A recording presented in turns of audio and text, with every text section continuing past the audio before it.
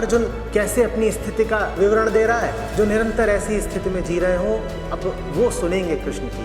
बस कोई कोई होता है जिसमें ये ईमानदारी होती है कि माने कि उसकी जिंदगी बड़े संकट में है। कृष्ण तुम्हारे प्राण तभी बनेंगे जब तुम अपने आप को पाओगे घोर विपदा में, और घोर विपदा में हम सभी हैं। पहले तो आपका बहुत बहुत धन्यवाद।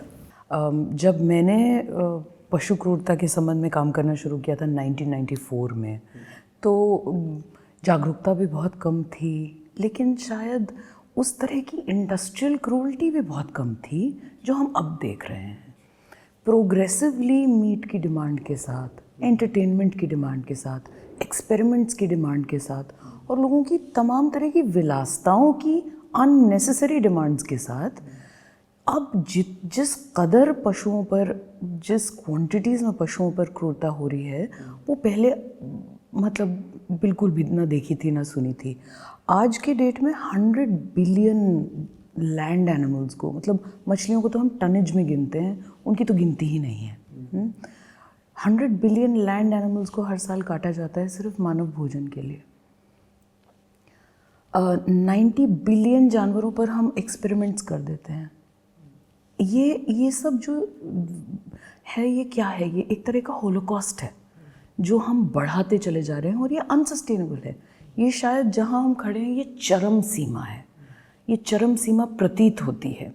इससे बुरा और क्या हो सकता है कि हम करोड़ों मुर्गियों को इतनी इतनी सी जगह में आजीवन कैद करके रख लेते हैं कि हमें उनसे रोज़ एक अंडा चाहिए, और जिस दिन वो अंडे देने कम करेगी हम उसको मार देंगे।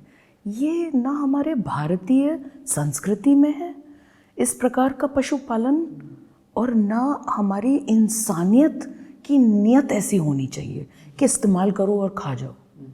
तो आपने कहा लगभग 30-35 करोड़ जानवर, जिसमें मछलियाँ शामिल नहीं हैं, प्रतिदिन दुनिया प्रतिवर्ष आपने कहा 100 बिलियन 100 बिलियन है।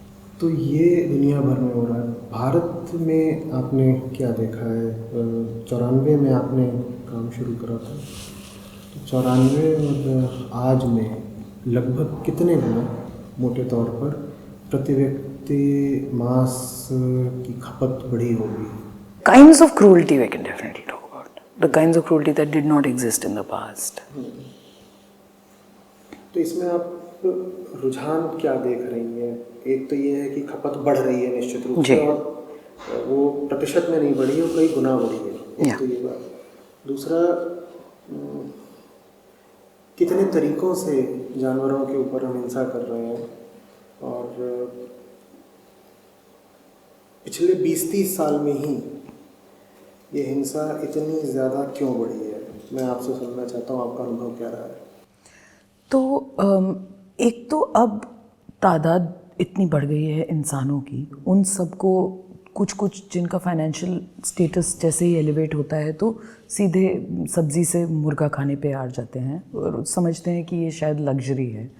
सो ये रुझान हमने ज़रूर देखा है, और इसी को करके अंडे और मुर्गों की जो अब फैक्ट्री फार्मिंग हो रही है, वो पहले कभी भी न देखी थी ना सुनी थी। अब हर जगह बैटरी केज फार्म्स होते हैं, यहाँ तक कि हमने पिग्स के लिए भी जेस्टेशन क्रेट नाम की एक फैक्ट्री फार्मिंग शुरू कर दी है, जिसमें बस जो मादा सूअर होती है उसके लेटने भर की जगह होती है, जिससे कि वो बच्चों को दूध पिला सके। ना वो खड़ी हो सकती, ना चलना तो बहुत ही दूर की बात है, वो अलट पलट भी नहीं कर सकती है। इसी तरह अब गायों की भी मिल्किंग मशीन, जहाँ पे स्टॉल फीडिंग होती है, पहले जैसे हम दूध के कार्टन्स में देखते हैं कि चारागाह बने हुए हैं और गायें चर रही हैं, ऐसी तस्वीरें बढ़िया सी लगाते हैं, ऐसा किसी गाय के साथ नहीं होता। भैंसों का दूध ज़्यादातर निकाला जाता है बेसमेंट्स में, फर्स्ट फ्लोर पे, सेकंड फ्लोर पे, थर्ड फ्लोर पे, आजीवन 1.5 फुट की चेन से बंधी हुई बेचारी ये जानवर। पहले इस प्रकार नहीं होता था। अब जैसे जैसे हम न सिर्फ खुद की खपत कर रहे हैं बल्कि बहुत बड़े एक्सपोर्टर भी बन गए हैं, और जितना उसके ज़्यादा से ज़्यादा दूध जब तक वो दे सके तब तक तो बहुत बढ़िया है, और जैसे ही कम अंडे देने लगे मुर्गी या कम दूध देने लगे भैंस, तो सीधे उसको काट के उसका मांस भी एक्सपोर्ट होता है। बच्चा मर जाए तो और भी अच्छा, काफ लेदर है ना, वो और भी महंगा बिकता है। तो हर चीज़ में फ़ायदा, हड्डियों से भी फ़ायदा, खुर से भी फ़ायदा, यहाँ तक कि उसके बचे हुए मांस की खुरचन से भी पेट फूड बना देते हैं, वो भी फ़ायदा। और हर तरह से अपने खर्चे बचा लेते हैं, यानी बूढ़े जानवर की हमें देखभाल नहीं करनी, सड़क पे छोड़ देंगे, उसके बाद कोई संस्था पाले या कॉरपोरेशन पाले, वो उनकी जिम्मेदारी बन जाती है। जो लोग उसका खून पी के जिन्होंने कमाया पैसा, वो तो कोई जिम्मेदारी नहीं लेते। ये एक ऐसी अनोखी इंडस्ट्रियल रेवोल्यूशन चल रही है जहाँ पे हम मछलियों को, मैं आपको एक और इंटरेस्टिंग वाकया बताती हूँ। यूपी में कई जगहों पर मछली पालन के नाम पर जो हो रहा था, हम देखने के लिए गए तो देखा कि गांव के लो लाइंग एरियाज़ में पानी वानी भर के और सारे घरों के सीवेज पाइप्स उसमें लाकर छोड़ दिए। अब वो जो मानव मल मूत्र निकल रहा है वो स्ट्रेट अवे उस गंद में जा रहा है जहाँ उन्होंने मछलियों के बच्चे छोड़ दिए। वो उस मानव गंद को खा रहे हैं और उसमें खूब सारा एंटीबायोटिक डाल दिया जिससे मरे ना, और जैसे ही उनका थोड़ा वेट पुट ऑन होता है उनको उठा के बेच दिया। तो जो लोग समझ रहे हैं अरे ये तो मछली जल की रानी है, वो सीवेज में से आ रही है। दिल्ली में खुद कोटला मुबारकपुर में भैंस का डेयरी फार्म है, खूब बड़ा, बिल्कुल अवैध, सबको हफ्ता वसूली करके, कोई वहाँ पे परमिशंस की आवश्यकता नहीं, सब आँख मूंद के सरकार बैठती है। और भैंसें कहाँ बनती हैं? सीवेज के ड्रेन के अंदर बंधी हुई, बैठे तो डूब जाए सीवेज में, मानव मलमूत्र में। ये हालत है। यहाँ से हम अपने दूध, हम अपने अंडे इस इतनी गंद में से लेते हैं कि मुझे लगता है ये अनसस्टेनेबल है। अब जिस प्रकार की क्रूअल्टीज़ हम देख रहे हैं भारत में, अब हम ऐसे हीनियस ऑफेंसेस देख रहे हैं कि 4 बच्चे गए मेडिकल कॉलेज की छत पे से कुत्ते को नीचे फेंक दिया। ये तो एक अजीब विकृति है दिमाग की। ऐसी विकृतियाँ बढ़ती जा रही हैं। हम सेक्शन 377 आईपीसी के ऑफेंसेस अब बढ़ते हुए देख रहे हैं। ये क्या है ये सेक्शन? ये सेक्शन डील करता है अननेचुरल सेक्स विद एनिमल्स के साथ। सो ये बहुत ही ये कॉग्नाइजेबल ऑफेंस है और ये बेसिकली दर्शाता है एक तरह की मानसिक विकृति पे। लेकिन हम देख रहे हैं कैटल, बफलोज, भेड़ बकरी, अब कुत्ता, बिल्ली भी हम क्रूअल्टी करते हैं। पिछले 20-30 साल में ही ये इतनी तेज़ी से कैसे हो गया? क्योंकि ये जो पूरा आपने रुझान बताया ये बिल्कुल उसी समय का है जिस समय पर आप इस क्षेत्र में सक्रिय हुई। और कुछ हुआ तो है हिंदुस्तान में 90 के दशक के बाद से, जो हर तरीके से आदमी का मन इतना हिंसात्मक हो गया है और जानवरों को इतने तरीक़ों से मारना, हर तरीके से उनका भोग कंजम्पशन करना। आपने क्या देखा है ग्राउंड पर? क्यों चल क्या रहा है? क्यों? मुझे लगता है कि इसका एक कारण नहीं है, इसके कई कारण हैं। इसका एक बहुत बड़ा कारण इंटरनेट भी है। अब इंटरनेट से एक तो हमें नए तरह की क्रूरताएं पता चलती हैं, दूसरा कि इंटरनेट के माध्यम से लोगों की चाहतें इतनी बढ़ गई हैं, उनके एस्पिरेशंस इतने बढ़ गए हैं, जो जहाँ है उसको वहाँ संतुष्टि है ही नहीं। पहले बड़ी सिंपल लिविंग हुआ करती थी, जो खाना पीना, अच्छे कपड़े, 2 प्रकार के कपड़े होते थे, एक घर के एक बाहर के, सब खुश रहते थे। अब तो हर इतनी ज़रूरतें बढ़ गई हैं लोगों की कि वो भले ही वो जानवरों से कमाने का तरीका हो, जैसे हम देख रहे हैं मीट एक्सपोर्ट, कोई आवश्यकता नहीं है मीट एक्सपोर्ट करने की भारत को। जब हम जिस देश में गाय को पूजा जाता है, जिस देश में दूध को पूजा में चढ़ाया जाता है, वहाँ पे आप बड़े जानवरों के मांस को इस तरह एक्सपोर्ट कर रहे हैं कि आप वर्ल्ड में नंबर 1 बन गए। और वो भी इतना अच्छी क्वालिटी का भी नहीं आप बना पा रहे हैं कि जो कोई यूरोपियन या कोई डेवलप्ड देश लें। ये तो सब हम we are basically the worst kind of animal keepers in the country, in the world. And और हमारी इतनी एंडेमिक डिजीज़ेज़ हैं जिनको हम नहीं निपटा पा रहे हैं, भरे वो ब्रूसेलोसिस हो, ट्यूबरकुलोसिस हो, FMD हो, ये सब बिल्कुल हमारी वैक्सीन्स फेल हो रही हैं। कोरोना में तो हमने पता नहीं क्या किया, लेकिन पिछले साल जितनी भी वैक्सीन्स FMD की लगी पूरे देश में सब फेल हो गई, तमाम आउटब्रेक्स। FMD क्या है बताइए। FMD एक बीमारी है जो फुट एंड माउथ डिजीज़ जिसको बोलते हैं, कैटल में होती है, जहाँ उनके खुर सड़ने लगते हैं और उनका मुंह पक सा जाता है, और फिर वो अगर बहुत इंटेंसिव इलाज ना किया जाए तो मर जाती हैं। तो क्या करते हैं, FMD होते ही सीधे स्लॉटर हाउस भेज देते हैं, और उस FMD से ग्रसित जानवर का मांस या तो डोमेस्टिकली या किसी और देश में कंज्यूम होता है। अब कोई डेवलप्ड कंट्री तो बिना टेस्टिंग के लेगा नहीं और ये मांस रिजेक्ट हो जाता है। तो ये कहाँ भेजते हैं, मिडल ईस्ट में, साउथ ईस्ट एशिया में, उस प्रकार के देश, वियतनाम, जो कुछ भी ले लेते हैं, है ना। तो वहाँ पे हम अपना मीट एक्सपोर्ट करते हैं और फिर सबसे बड़े एक्सपोर्टर बने हुए हैं, क्योंकि क्वांटिटीज़ में खपत यहाँ हो जाती है। चाइना को हम बहुत मांस एक्सपोर्ट करते हैं बाय द वे, मगर वो किस रूट से जाता है, डायरेक्टली चाइना को नहीं जाता, यहाँ से वियतनाम, वियतनाम को चाइना, हाई सीज से ही शिप्स टर्न हो जाते हैं। This is something we established कि वियतनाम तो इतना सा कंट्री है, लेकिन उनका मीट उनको जो एक्सपोर्ट हो रहा है वो तो उनकी पॉपुलेशन खा ही नहीं सकती। तो पता चला कि वो तो हाई सीज से चाइना को एक्सपोर्ट हो रहा है, और यहाँ पे जो बॉक्सेस में पैक हो जाते हैं उसमें चाइना का ही पूरा सब कुछ लिखा होता है। So I am just saying that हमने तरीके निकाल लिए हैं और पैसा कमाने। तो भारत पिछले 30 साल में पशुओं के प्रति भयानक रूप से हिंसक हो गया है। एक कारण आपने इसमें इंटरनेट कहा, और भी कई कारण होंगे, उन पर अभी सोचेंगे। लेकिन ज़मीन पर आपने जो दशा देखी है, जो काम करा है, उसमें ये स्पष्ट है कि स्थिति बिल्कुल भयावह है। बिल्कुल, लोगों में टॉलरेंस कम हो गई है, मुझको लगता है। सबको अपना घर उन्होंने सुंदर सा बना लिया है, फिर उनको लगता है कि अब तो ये न्यूयॉर्क जैसा होना चाहिए, इस RWA में कोई कुत्ता नहीं होना चाहिए। अगर कोई कुत्ता दिखेगा, भौंकेगा, कोई उस कुत्ते को खाना खिला देगा, या जाड़े में कोई उसके लिए बोरी रख देगा, तो वो लड़ने पहुंच जाएंगे। तो लोगों में एक आक्रोश कुछ ज़्यादा ही पनप गया है। पहले इतना नहीं देखा जाता था। अगर पड़ोसी कोई कुछ कर रहा है तो उसको कहने में भी शर्म आती थी कि अरे आस पड़ोस की बात है। आजकल लोगों के अंदर वो भाव ही नहीं रह गया है कि अरे पड़ोसी है तो ऑलमोस्ट एक फैमिली का एक्सटेंशन जैसे है। So those things which are very Indian, वो हम लूज़ कर रहे हैं। अब हम अपने घर की बालकनी पे कबूतर नहीं बैठे देखना चाहते। यहाँ कई RWAs हैं, उन्होंने जालियाँ लगा दी हैं बिल्डिंग के ऊपर। अरे कर दी उसने, बीट तो कहाँ, पानी से साफ़ कर लो, क्या है बुरा उसमें। अब हम कुत्तों से परेशान हैं, बिल्लियों से परेशान हैं। पहले गाय आती थी, पहली रोटी गाय को मिलती थी, आखिरी रोटी कुत्ते को मिलती थी। हर घर से थोड़ा बहुत तो होता ही था, बट वो सेंटिमेंट जा चुका है। और मुझे लगता है ये विनाश की तरफ हम बढ़ रहे हैं, क्योंकि जब हमारी ये एथिकल बेडरॉक, जो हमारा फाउंडेशन है, वो हिल जाता है, तो फिर हम किस चीज़ को क्लच करें।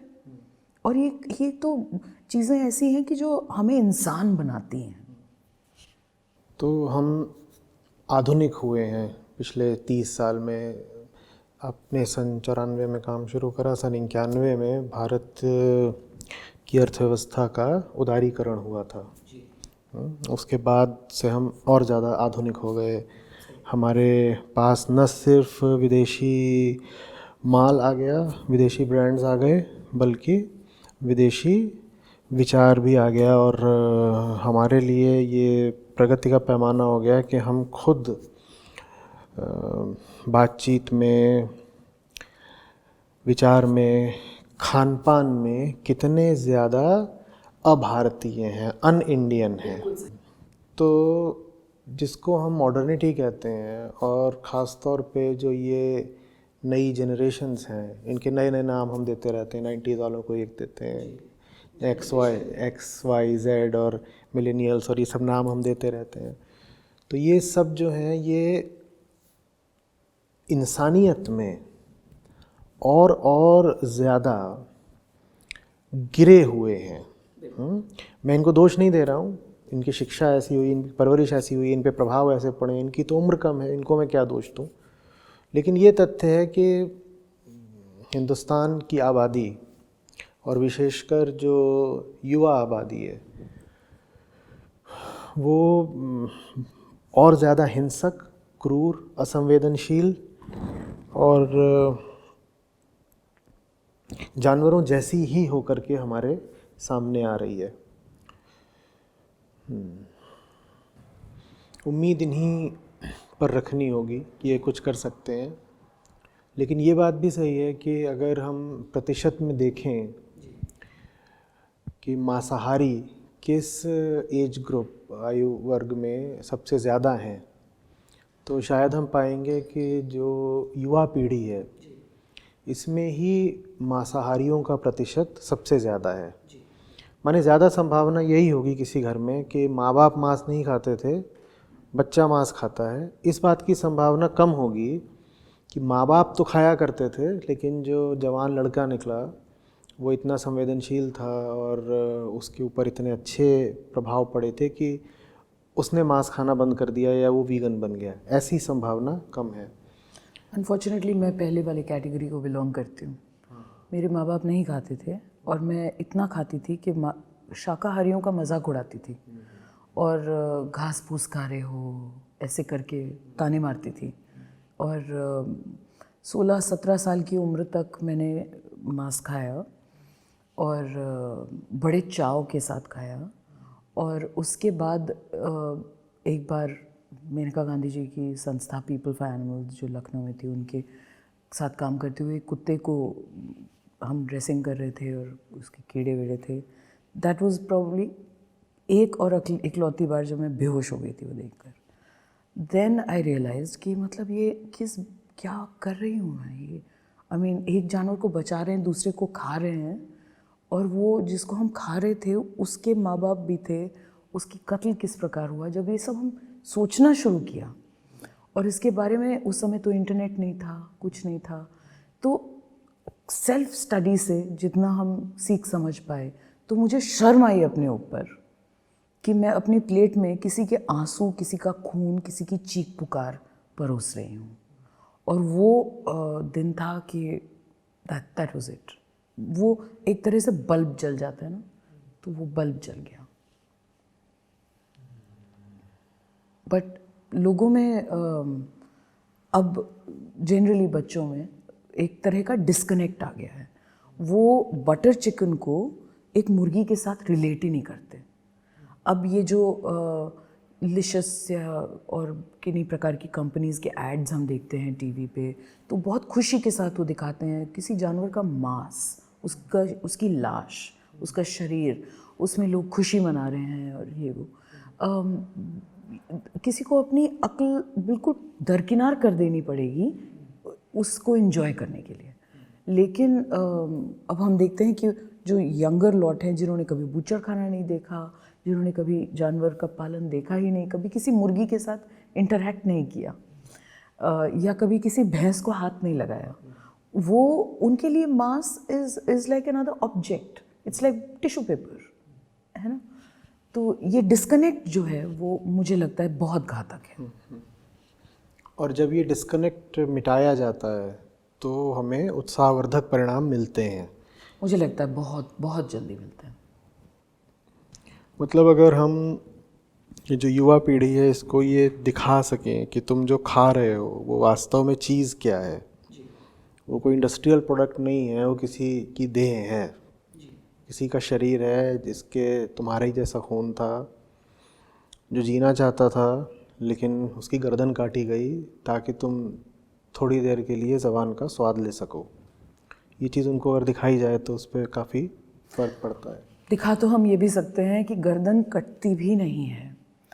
दिल्ली में 2 से 5 लाख मुर्गे काटे जाते हैं गाज़ीपुर मुर्गा मंडी में। गर्दन नहीं काटते हैं वो, उतना टाइम किसी के पास नहीं है क्योंकि बहुत जल्दी जल्दी करना होता है, खूब सारी डिमांड है। इतने सब लोग तो चिकन टिक्का, किसी को चिकन ये, किसी को चिकन वो चाहिए। तो वो क्या करते हैं, पिंजरे में से मुर्गी को निकालते हैं 2 टांगें पकड़ के, और उसके पंख खिंचे फटे कोई फ़र्क नहीं पड़ता, और उसको दीवार पे से ठक से मारते हैं, 1 बार नहीं तो कभी 2 बार, और उसके बाद अधमरी मुर्गी को एक हीप में फेंक देते हैं, पहाड़ टाइप का बना देते हैं। और उसके बाद जब वो अधमरी मुर्गियाँ खूब सारी इकट्ठा हो जाती हैं एक के ऊपर एक, तो पैर में पॉलीथीन बैग पहन के उसको चलते हैं उसके ऊपर, जिससे वो पिच के मर जाएं। तो ये है, आपने कहा गर्दन काटते हैं, तो मुझे लगा वो तो बहुत अच्छा होता अगर गर्दन ही काट देते तो। लेकिन जिस प्रकार से वहाँ पे एक हो रहा है और मैं खुद दिल्ली की स्लॉटर हाउस मॉनिटरिंग कमेटी में हूँ और मैंने बहुत बार उस जगह पर विज़िट किया है। कई सारे गवर्नमेंट रिकॉर्ड्स में ये बात है कि वहाँ पे इस प्रकार से काम होता है, लेकिन आज तक किसी विभाग ने कोई एक्शन नहीं लिया। मैंने जनहित याचिका दिल्ली हाई कोर्ट में भी की, वहाँ पे उन्होंने कहा कि एक भी मुर्गी नहीं कटनी चाहिए, ये दिल्ली हाई कोर्ट के ऑर्डर्स हैं, लेकिन आज की डेट तक धड़ल्ले से वहाँ पे कट रहा है। हम कंटेम्प्ट में भी गए, उसके बावजूद भी कुछ नहीं हो रहा है। ये क्या है? ये सिर्फ लोगों की डिमांड है और वहाँ का माफिया है, मीट माफिया, जो बहुत ही आसानी से सब कानूनों को बाईपास करता है और बेसिकली पूरे सिस्टम को हाईजैक करता है। अराजकता की एक पराकाष्ठा है Ghazipur. I am sorry I was descriptive in my. नहीं, उसकी ज़रूरत है। जो लोग बड़े चाव से बटर चिकन, चिकन टिक्का खाते हैं, बहुत ज़रूरत है कि उन्हें ये साफ साफ पता चले कि वो जो तुम खा रहे हो उसको कितने दर्द के साथ मारा गया है, उसकी जान ली गई है और बहुत तड़पा तड़पा के उसकी जान ली गई है। नहीं तो अभी तो चिकन ऐसे है जैसे सब्ज़ी है। कोई भी जो खाना चाहता है वो किसी दिन किसी मीट शॉप में जाके किसी मुर्गे की आंखों में आंखें डाल के देखे तो वो शायद नहीं खा पाएगा, क्योंकि इतना विश्वास मुझे इंसानियत पे है। बट ज़्यादातर लोग वो कनेक्शन स्थापित ही नहीं करना चाहते। इनकन्वीनियंट है वो सोचना, तो हटा दो। वो सोचना ही ख़राब है, नहीं सोचते। जो काम करना नहीं, किसी दोस्त ने कोई मदद मांगी, उस तो सोचो ही मत, उसको ब्लॉक कर दो। या हमें पेरेंट्स से कुछ हुए, ब्लॉक कर दो। तो इसी तरह हम जानवर को भी ऐसे ब्लॉक कर देते हैं, बट उससे वो चला नहीं जाता, उसका दर्द वो वहीं रहता है और वो हमारे कर्मों के ऊपर भारी पड़ता है। अगर हम उसको जो है वो समय पे मदद ना कर सकें, मदद ना करें। मैं तो सिर्फ इतना कहती हूँ कि लोग क्रूर ना हों, उतना ही बहुत है। अगर हम एक ऐसा लाइफस्टाइल जिएं जो पृथ्वी के लिए अच्छा हो, सस्टेनेबिलिटी के दृष्टिकोण से अच्छा हो और किसी जानवर को तकलीफ़ ना पहुंचाए। नहीं चलाएं हम शेल्टर, चलिए, नहीं हम लड़ें किसी कोर्ट में, ना हम किसी पुलिस थाने में जाके कंप्लेन करें। कम से कम अपने हाथ पैरों से जो हम करते हैं, अपने मुंह में जो हम डालते हैं, उससे तो हम बहुत अच्छा जो है वो इम्पैक्ट छोड़ सकते हैं। आपने अभी कोर्ट की, थाने की बात की, तो इससे मुझे आपका जो कोर फील्ड है वो याद आया। मुझे बताइए कि कानून में क्या ऐसे उपाय हैं जिससे जानवरों को कुछ राहत पहुंचाई जा सकती है, पहली बात। और दूसरी बात, कानून में कमियां क्या क्या हैं। आम जनता को पता भी नहीं है कि जानवरों से संबंधित भी कानून होते हैं। तो फिर भाई, जब जानवरों को प्राणी ही नहीं माना जाता, जीव ही नहीं मान रहे हम उनको कॉन्शियस ही नहीं मान रहे, तो हमें ख्याल भी कैसे आएगा कि इनके लिए भी कानून बन सकते हैं। पर कानून है ज़रूर, क्या है मुझे बताइए थोड़ा। सो ये कानून तो कॉमन लॉ के समय से हैं। जब ब्रिटिशर्स राज करते थे, 1890 में भी एक पशु क्रूरता निवारण अधिनियम जैसा कुछ था, लेकिन उसमें सिर्फ पब्लिक प्लेसेस पे की गई क्रूरता को क्रूरता मानते थे। अगर आपने घर में किसी जानवर को मार कूट दिया तो कोई उसका पनिशेबल ऑफेंस नहीं था। होते होते जवाहरलाल नेहरू जी के समय पर 1960 में हमारी एक तमिलनाडु की एक सांसद थी, रुक्मिणी देवी अरुणदेल, उन्होंने एक प्राइवेट मेंबर बिल इंट्रोड्यूस किया। उन्होंने कहा कि prevention of cruelty to animals act चाहिए। गवर्नमेंट ने पार्लियामेंट्री कमेटी को रेफ़र करके मिनिस्ट्री ऑफ एग्रीकल्चर के थ्रू इस बिल को पास कर दिया और उसके बाद ये 1960 के हिसाब से एक अच्छा कानून था। उस समय की अंडरस्टैंडिंग, उस समय की पेनल्टीज़ उस दौरान के हिसाब से बिल्कुल ठीक थी। 50 रुपये का जुर्माना, 100 रुपये का जुर्माना, बढ़िया था।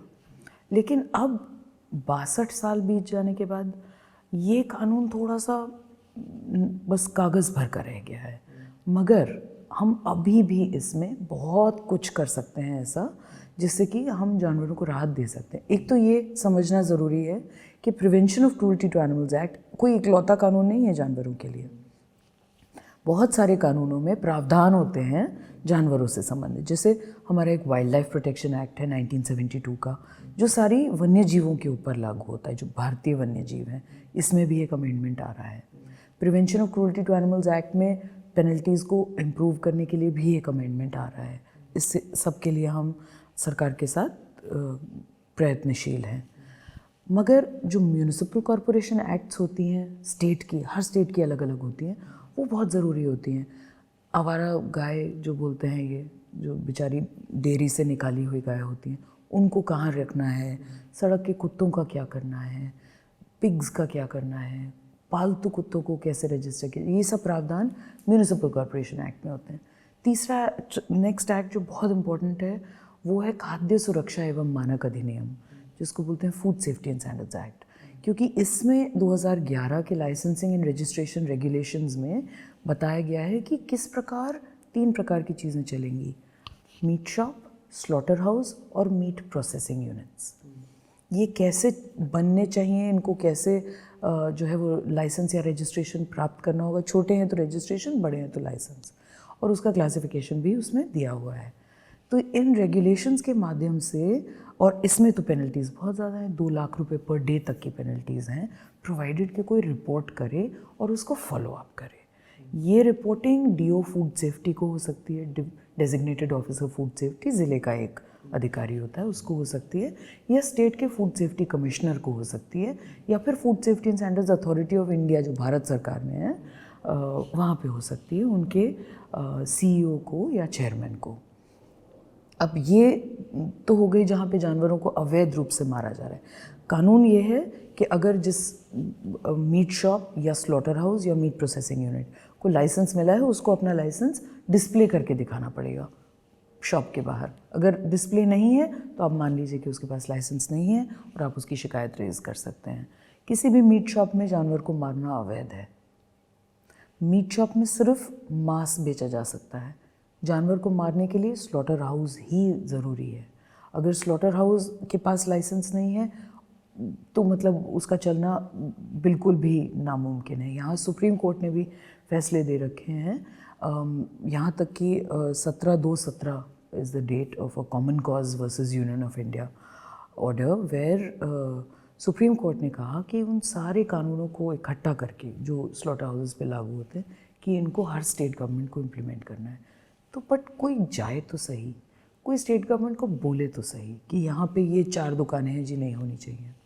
और कुछ नहीं तो अपने थाने को ही बता दें। आईपीसी के सेक्शन 268, 269 में पब्लिक न्यूसेंस पर वो हो सकता है। फॉर इंस्टेंस मेरे घर के बगल में एक मीट शॉप है, मैं वहाँ पे मुर्गियों को क्यों देखूँ? मेरे लिए वो ऑब्जेक्शनेबल है, मुझे न्यूसेंस लगता है। और वहाँ पंख कभी कुछ हड्डी कहीं पड़ी रहे, किसी का पंजा पड़ा रहे, ये बीमारी फैलाने के भी तो तरीके हैं। तो मैं अपने नियरेस्ट पुलिस स्टेशन में आईपीसी की धाराओं, इंडियन पीनल कोड की धाराओं में सेक्शन 268, 269 में रिपोर्ट कर सकती हूँ और उसको हटवा सकती हूँ। सो तरीके बहुत हैं, प्रोविजंस हैं, लेकिन इनका इस्तेमाल तो तब होगा ना जब किसी के मन में सबसे पहले जानवरों को लेकर के कुछ संवेदनशीलता हो। वरना कानून बना रहेगा पर पड़ा रहेगा, कोई उसका इस्तेमाल करेगा नहीं। इतना ही नहीं, उसमें जो एग्जीक्यूटिंग अथॉरिटी है उसमें भी ये संवेदनशीलता होनी चाहिए कि ये मामला, ये मुद्दा गंभीर है और इस तरह की अगर कोई शिकायत आए तो उस पर कार्रवाई हो। नहीं तो शिकायत आएगी भी तो उसको रफ़ा दफ़ा कर देंगे, कह देंगे जानवरों को लेके क्या बात करनी है, अभी तो इंसान नहीं संभल रहे। तो ले दे करके बात आम आदमी की, भारतीयों की चेतना पर आकर के रुक जाती है। क्योंकि करना तो सब कुछ इंसानों ने है ना, कानून भी इंसान ने बनाए हैं, कानून पे अमल भी इंसानों ने करना है। स्लॉटर भी करने वाले इंसान हैं, खाने भी वाले भी इंसान हैं। अगर इंसान ही एकदम क्रूर हो गया है तो बात उसमें शायद इसीलिए अटक रही है। मेरी कर्म भूमि बहुत समय तक उत्तराखंड रही, और जब मैं वहाँ पे शुरू में जाती थी किसी थाने में कोई रिपोर्ट लेकर कि ये जी मुकदमा दर्ज कर लीजिए, हंसते थे मेरे ऊपर, और कि अरे ये जानवरों का भी कानून होता है, कुत्ता मारने पे भी रिपोर्ट लिखनी पड़ेगी मैडम, हंसते थे। बट हमने ना हम डिमोरलाइज हुए, ना हमने हार मानी, उल्टा हमने कहा कि अरे आपको नहीं पता, और फिर उनको बैरक दिखाया। बिल्कुल कानूनी शब्दों में जब बात करी और इमोशनल नहीं हुए और डीमोरलाइज नहीं हुए, तो आज के डेट में आप उत्तराखंड के किसी भी थाने में जाकर अगर रिपोर्ट देते हैं, 10 में से 8 थाने शर्तिया उनको सब पता होगा, और हो सकता है कि 2 कोई नए बंदे आए हों व्हाटएवर, बट हमने वर्कशॉप्स करी, कैपेसिटी बिल्डिंग करी, न सिर्फ उत्तराखंड में बल्कि 12-15 और राज्यों में। पुलिस के साथ वर्कशॉप्स, जुडिशल मैजिस्ट्रेट्स के साथ वर्कशॉप्स, पशुपालन विभाग के अधिकारियों के साथ वर्कशॉप्स। सो अब हम ये क्यों कर पा रहे हैं? क्योंकि हमने अपने आप को सेल्फ एजुकेट किया।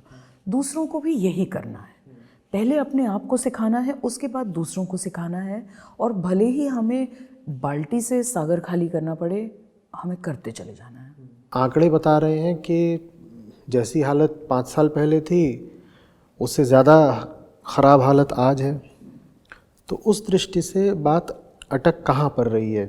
बिल्कुल अच्छी बात है कि जवान पीढ़ी से उम्मीदें हैं, रखनी होंगी, उनके अलावा किससे रख सकते हैं, लेकिन उन तक बात पहुँच क्यों नहीं रही है, और उनकी सहभागिता जिस हद तक होनी चाहिए आपने क्या पाया है, क्यों नहीं मिल पा रही? कुछ तो ये कि शायद जैसा कि मैंने कहा, उन तक तार नहीं बन रहे हैं। अभी कितने ही कैपेसिटी बिल्डिंग सेशंस हमने किए हैं, और इन फ्यूचर अब ये लोग थोड़ा, अगर इनके कैंपस में कोई क्रूअल्टी होती है वगैरह वगैरह, तो बोलना शुरू करेंगे।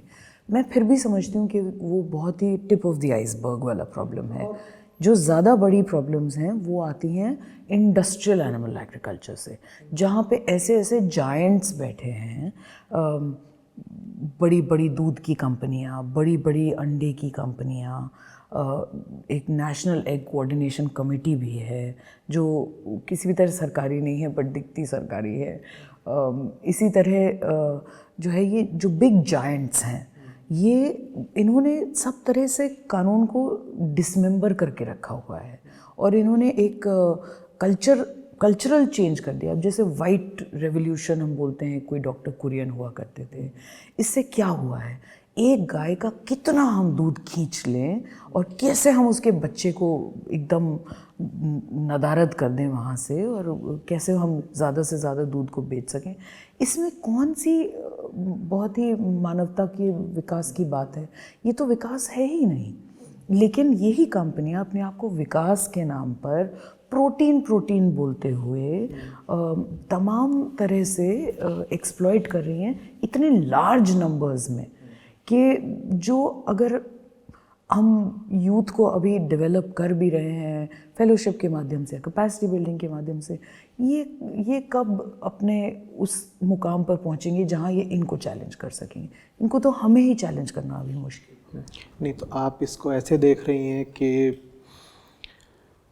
ये जो पूरी चीज़ है ये बिग कैपिटल और बड़ी कंपनियों द्वारा ड्रिवन है, कि इनके हाथ में वोट्स, इनके हाथ में पैसे, तो सरकार भी सब्सिडीज देती है, रेगुलेट नहीं करती। नहीं, पर जो चीज़ें आप कह रही हैं वो तो इनके हाथ में हमेशा रहेंगी ही ना। जी, बट फिर भी मुझे लगता है कि इनको रेगुलेशन के एम्बिट में लाना ज़रूरी है। एनिमल ट्रेड भी एक बहुत कोर इशू था जो मुझे पर्सनली बहुत बुरा लगता था। यहाँ तक कि बचपन में हम बर्ड मार्केट्स वगैरह में मेरे पिताजी मुझे ले जाया करते थे कि हम चिड़िया खरीदते हैं और ये वो। नहीं, उस समय समझ थी कि हम पिंजरे में क्यों रख रहे हैं चिड़ियों को, लेकिन वहाँ उनकी हालतें देख के बहुत ख़राब लगता था। करते करते करते अब हम इस मुकाम पे पहुँचे कि हमने दिल्ली हाई कोर्ट में मैटर फाइल किया कि ये इतना बड़ा एनिमल ट्रेड जो हो रहा है अनरेगुलेटेड है पूरे देश में, सरकार को कानून बनाने चाहिए। सरकार का बिल्कुल मन नहीं था कानून बनाने का, लेकिन कोर्ट ने, जुडिशरी ने स्टेप लिया, लॉ कमीशन ऑफ इंडिया ने रिपोर्ट बना के पब्लिश किया, और फाइनली आज की डेट में हमारे पास पेट शॉप्स और डॉग ब्रीडर्स को रेगुलेट करने के कानून हैं, है ना। पहले शायद सपना सा लगता था कि अच्छा, आप रेगुलेट वो सब चीज़ें करा सकते हैं जिसमें जो हिंसा है वो मिनिमाइज़ हो जाए, लेकिन सबसे बड़ी हिंसा तो मांस का कंजम्पशन ही है।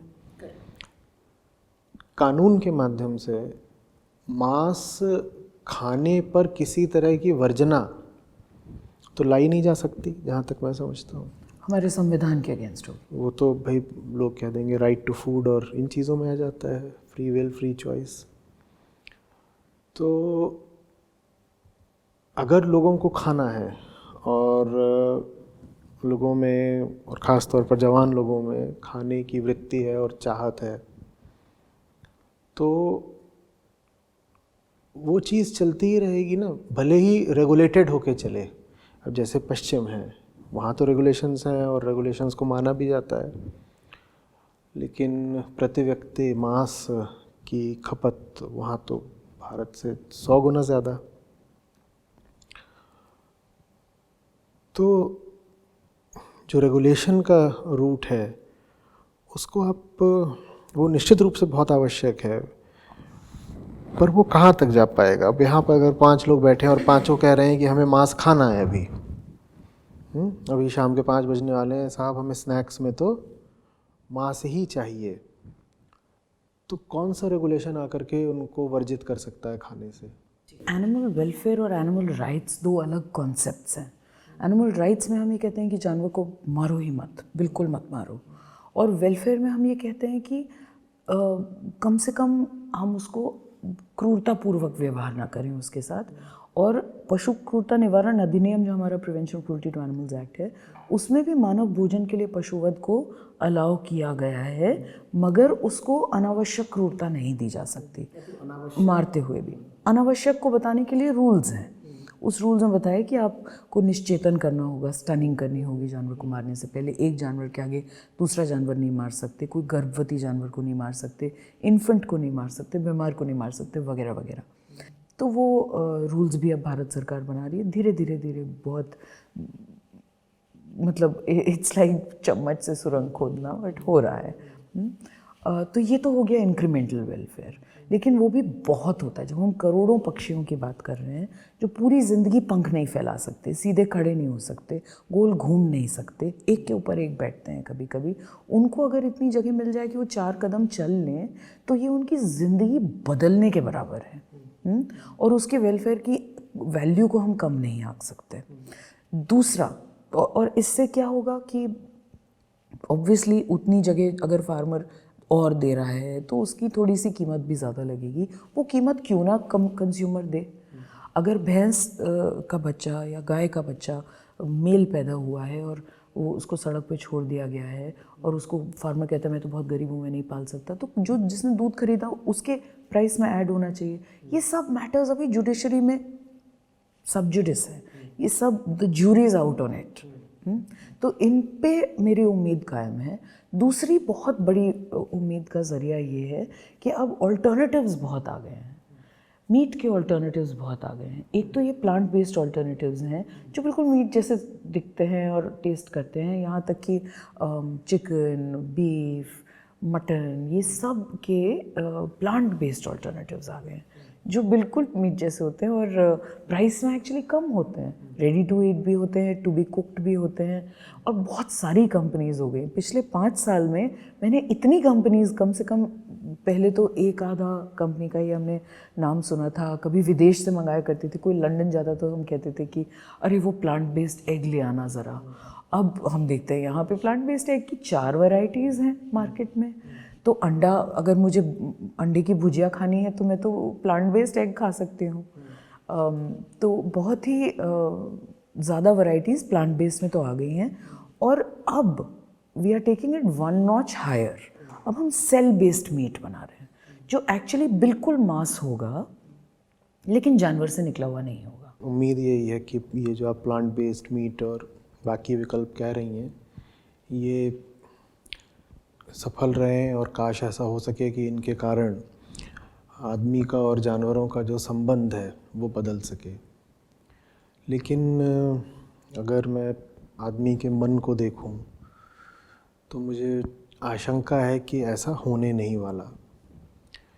क्योंकि देखिए, बात ये नहीं है कि उस व्यक्ति को खाना था तो उसको मुर्गी का मांस मिल गया तो उसने खा लिया, उसे कुछ और मिलेगा तो वो खा लेगा।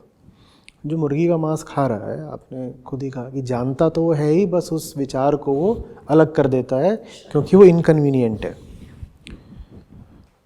तो रहना इस पृथ्वी पर इंसान को और जानवरों को है ही। अगर उसका मन नहीं बदला है तो वो हर तरीके से कंजम्पशन करना चाहेगा, और कंजम्पशन की उस प्रक्रिया में वो जानवरों को और जंगलों को किसी भी तरह छोड़ने वाला है नहीं।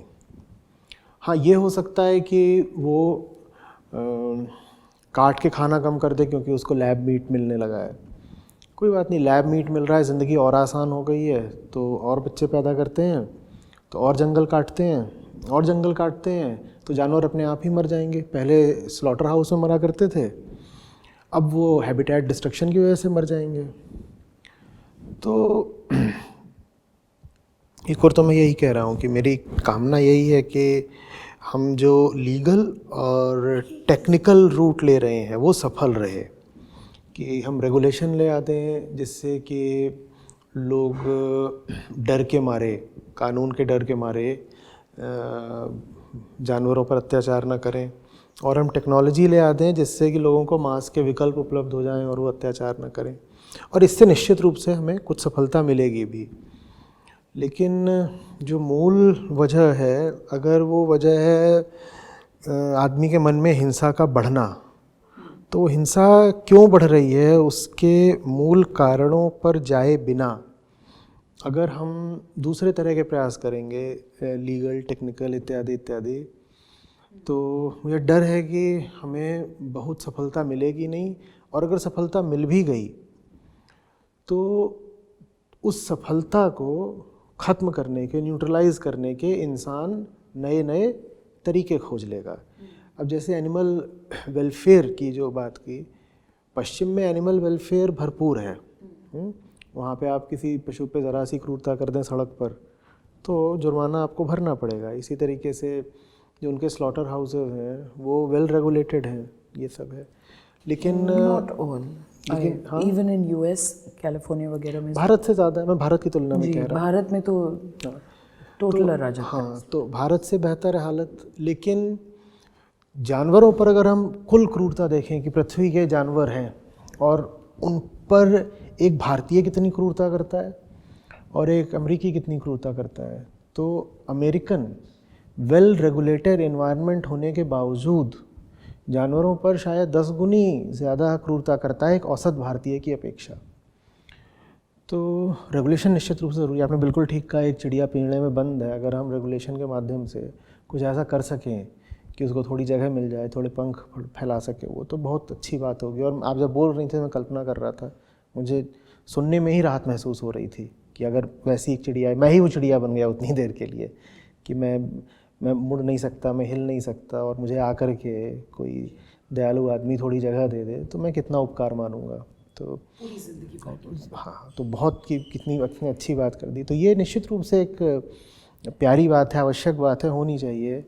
लेकिन मैं दोहरा के कहूँगा, आशंका मुझे ये है कि इंसान का मन जिस दिशा में जा रहा है और उसके ऊपर जो प्रभाव काम कर रहे हैं, अगर उनको मूल रूप से संबोधित नहीं किया गया, अगर उनकी जड़ को ही ठीक नहीं किया गया, तो हम हिंसक होने के नए नए तरीके ईजाद कर लेंगे। शायद आप ठीक कह रहे हैं। मैं जिस दृष्टिकोण से देखती हूँ कि ये बेचारे जानवर अपने आप तो नहीं बढ़ते हैं तादाद में। आज के डेट में हम जो 100 बिलियन जानवरों को साल में काटते हैं, ये अपने आप नहीं पैदा होते, ये सब आर्टिफिशियल इंसेमिनेशन से पैदा होते हैं। चाहे वो मुर्गी हो, चाहे वो भैंस हो, गाय हो, कुछ हो। तो अगर हम इनको इनके मांस को सब्स्टिट्यूट कर सकें किसी और से, तो ना ये पैदा होंगे ना इनकी क्रूरता होगी। अब पहले मुझे याद है सन 2000 में सोया मिल्क जो हम कभी कभी यूज़ करते थे, वो किन्हीं किंचित दुकानों में मिलता था, कोई बड़ी बड़ी दुकानों में, डिपार्टमेंटल स्टोर वगैरह में एक ही कंपनी का आता था, गोदरेज का, और किसी का आता नहीं था। और कोकोनट मिल्क का काम था सिर्फ खाने में डालने का, कोई पीने के काम में नहीं लाता था। अब हम देखते हैं इतनी वैरायटीज़ हैं और मेरे घर के बगल की परचून की दुकान में मिलता है। इसका कंजम्पशन कितना बढ़ा है और इसने कितना रिप्लेस किया, और कितना ये बड़ी बड़ी दूध की कंपनीज घबराई हुई हैं जो अब वो भाग भाग के कोर्ट जा रही हैं इन छोटी छोटी स्टार्टअप जो है वो coconut milk, oat milk, soya milk को चैलेंज करने के लिए कि तुम कहाँ से आ गए। तो ज़रूर कुछ तो हम ठीक कर रहे होंगे जो दूसरों को इतना विचलित कर रहे हैं। थोड़ा सा मैं इसमें जिसे डेविल्स एडवोकेट कहते हैं मैं उसको करूँगा, और इसलिए क्योंकि मैं चाहता हूँ कि ये काम आगे बढ़े और ये इरादा सफल हो। देखिए, अगर हम कुल खपत पशु दूध की देखें तो वो सोया मिल्क के आगमन के बाद से कहीं ज़्यादा बढ़ी ही होगी। मेरे पास आंकड़े नहीं है और आंकड़े मुझे लगता है हमें देखने चाहिए, पर जैसे हम 2016 को अगर एक कट ऑफ ईयर लें कि उसके बाद से हमें आंकड़े देखने हैं, तो सोया मिल्क आ गया हमारे पास कोकोनट मिल्क आ गया, हमारे पास आलमंड मिल्क आ गया। इनके आने के बाद से क्या पशु के दूध की खपत कम हुई है? एक फिनोमिना होता है इकोनॉमिक्स में जिसमें किसी प्रोडक्ट के सब्स्टिट्यूट के आने से उस प्रोडक्ट की अपनी डिमांड और ज़्यादा बढ़ जाती है। किसी प्रोडक्ट के सब्स्टिट्यूट के आने से उस प्रोडक्ट की अपनी डिमांड और ज़्यादा सीमेंटेड हो जाती है।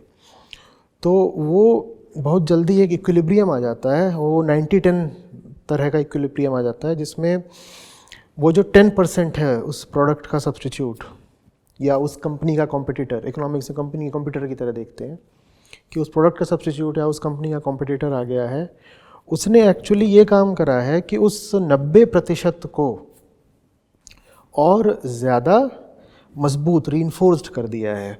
और इन दोनों ने मिलकर के, अब इनके दोनों की जो आपस में घर्षण है, जो टसल है, उसने ये काम करा है कि उसने मार्केट साइज़ को ही एक्सपेंड कर दिया है, जो ओवरऑल जिसे कहते हैं साइज़ ऑफ द पाई, उसको ही बढ़ा दिया है। तो ऐसे हो रहा, तो पहले समझिए कि 100 यूनिट्स का मार्केट था और वो 100 के 100 यूनिट मोनोपोलाइज थे दूध के द्वारा। अब ये जो दूध के सब्स्टिट्यूट्स आए, उन्होंने क्या करा कि ये बात तो कभी चैलेंज करी ही नहीं कि दूध तुम्हें चाहिए ही क्यों। उन्होंने आकर के इस धारणा को और रीइंफोर्स कर दिया कि भाई दूध तो चाहिए ही होता है, तुम एक काम करो, तुम जानवर के दूध की जगह ना तुम कोकोनट का दूध ले लो, बराबर का सफ़ेद है, स्वाद भी वैसे ही देता है, सब कुछ है।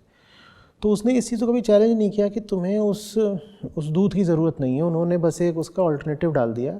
नतीजा ये हुआ कि पहले 100 यूनिट्स की मार्केट थी और 100 यूनिट उसमें पशु का ही दूध उसको मोनोपोलाइज करे हुए था। फिर जो मार्केट हो गई वो 150 यूनिट की हो गई और उस 150 यूनिट में से 15 यूनिट मिल्क सब्स्टिट्यूट्स की हो गई। अब उसमें मिल्क कितना हो गया? 135। तो मिल्क कम नहीं हुआ, मिल्क 100 से बढ़ के बल्कि 135 हो गया। क्यों? क्योंकि जो मूल टेंडेंसी है इंसान की कि मैं कुछ ऐसा खाऊं पीऊं जिसमें एक राजसिक भाव आए, अब मज़ा आ गया। जैसे आपने कहा ना कि वो आपने प्लांट मीट भी खाया तो आप उसको खा नहीं पाई क्योंकि वो बिल्कुल जानवर के मांस जैसा था। अब किसी को वो जानवर का मांस अगर चाहिए ही चाहिए और उसको हड्डी से मांस नोचने में ही एक पाशविक मज़ा, एक परवर्स प्लेजर आता है कि देखो कितना मज़ा आता है जब मैं हड्डी से ऐसे मांस नोचता हूँ। और हमारे भीतर ना एक ऐसा राक्षस बैठा होता है जिसको इस चीज़ में बहुत मज़ा आता है।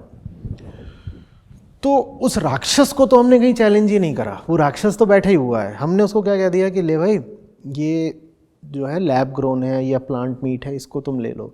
वो राक्षस तो बैठा ही हुआ है और वो राक्षस बैठा है तो वो अपने लिए शिकार खोजेगा ही खोजेगा। आपने इस दिशा में रोका, वो किसी और दिशा में खोजेगा। ये तक हो सकता है कि कुछ समय के लिए वो जानवरों पर हिंसा थोड़ी कम कर दे और अपनी हिंसा की दिशा इंसानों पर ही मोड़ दे या किसी और दिशा में मोड़ दे। मान लीजिए पेड़ों की ओर मोड़ दे, जंगलों की ओर मोड़ दे, मछलियों की ओर मोड़ दे, कुछ भी कर सकता है। मुझे लगता है कि जो किसी भी प्रकार की हिंसा कुछ नहीं देखती है, इंसान हो, पेड़ हो, दूसरे लोग हों, जो व्यक्ति जानवर के साथ बुरा होता है वो घर में अपनी बीवी को भी मारता है, अपने बच्चे को भी मारता है, वो समाज के अन्य कमज़ोर वर्गों पर भी हिंसा करता है।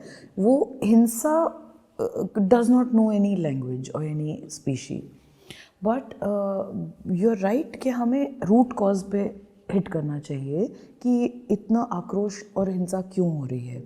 बट फ्रैंकली दैट्स वो एक ऐसा एरिया है जहाँ मुझे नहीं पता कि कैसे हम वो करें। तो हम तरीके ढूंढते रहते हैं कि कैसे हम सब्स्टिट्यूट करें, कैसे हम कानून को स्ट्रॉन्ग करें। आपकी जो पूरी लेजिस्लेचर है वो इंसान है, और इंसान माने इंसान का मन, जिस तरीके से वो सोचता है और जैसी उसकी चेतना है।